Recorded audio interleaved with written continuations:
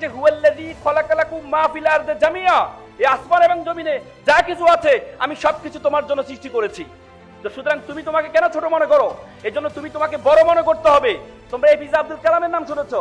তিনি সকালে ঘুম থেকে উঠে তিনি সবসময় বলতে আই এম দ্য বেস্ট, আমি সেরা, আমি সেরা, আই এম দ্য উইনার, আমি বিজেতা, টুডে ইজ মাই ডে, আজকে আমার দিন, আই ক্যান ডু ইট, আমি করতে পারবো, গড ইজ উইথ মি, সৃষ্টিকর্তা আমার সাথে আছেন, সৃষ্টিকর্তা আমার সাথে আছেন।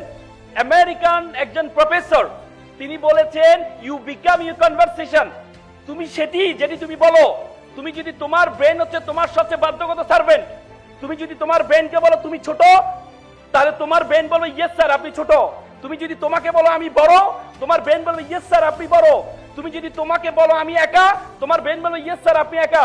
তুমি যদি তোমার ব্রেনকে বলো আমি যেহেতু একা, এ জীবন রেখে লাভ নাই, তোমার ব্রেন বলে ইয়েস স্যার আপনি একা, জীবন রেখে লাভ নাই, keep it up, keep going on. আত্মহত্যা করেন, এই জন্য আমরা আত্মহত্যা করি।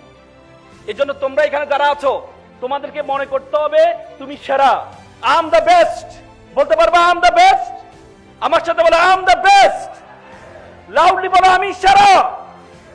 লাউডলি চিৎকার দিয়ে, তোমরা জেনজি চিৎকার দিয়ে বলো আই এম দ্য বেস্ট, আমি সেরা।